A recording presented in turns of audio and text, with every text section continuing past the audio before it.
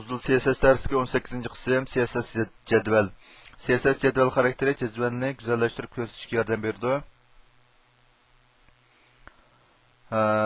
Buniki mavu xarakterlerden mavu alt xarakterini tanıştırmaz. Birinci jadval qire. Border xarakteri orqali aniqlab berildi.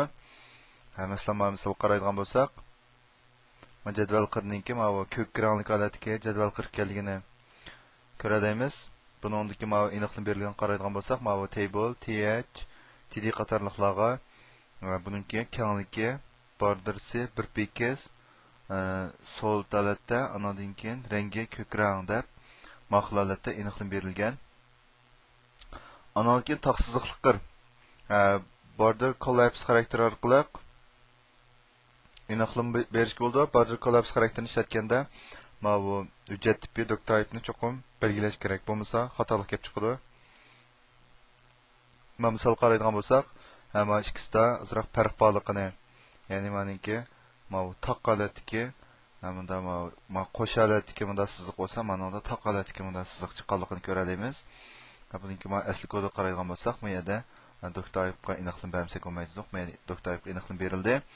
Aniki ma border collapse qimatiga collapse deb qimat bergandan keyin aniki ma borderni 1 px solid aniki qora rang deb aniqlab bersak, mana bizga ma bu taqsizliq bunda jadval qilib ko'rsatib berdi. Uchinchi jadvalga aniki voidis va egizligi. Height buni biz ma bu oldida ko'rib o'tdik. Masalan, ma voidis 100%, height 50 px degandek mustaqilmatlarni berishga bo'ldi. Andan keyin tekst to'g'rilanish text align xarakteri bilan bu vertical align xarakteri orqali aniqlab berdi. Text align deganga masalan text align deganimiz right o'ngga to'g'rilandi, xattap ma'qulat aniqlab bersak bo'ldi. Vertical align degani bu desa mana to'g'risiga to'g'rilanish. Buni masalan misal qaraydigan bo'lsak, bu xat miyada osti qismi to'g'rilangan. Buni qanday amalga oshirdik desak, masalan vertical align osti ustininki to'g'rilanishni bottom osti qismi top bo'lsa ustiga to'g'rilandi. Ammo egizlikni 50 px deb bilib jadvalniki osti qismi to'g'rilandi degan bo'g'ashqa, buniki egizlik 50 px osti qismi to'g'rilandi.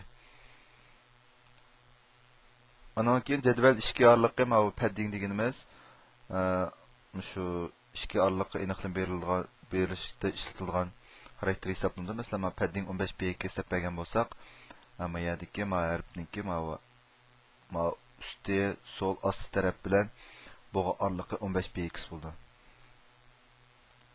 6-cı jadval rangi. Buni men oldidan ko'rib o'tdik. Color orqali aniqlab berilamiz. Masalan, meningda bu yerda ikki xil rang bor. Birisi jadvalning rangi, birisi jadval içindeki tag rangi, masalan, yeşil rang. Buniki asli kodga qaraydigan bo'lsak, masalan, bu yerda border degani bu qirning rangi yeşil rangda. Aniki background color degani bu tag rangi yeşil rangda. Ya'ni th ninki tag rangi yeşil rangda, xat oq rangda deb berilgachgan bu yerda ma'qulat chiqqan.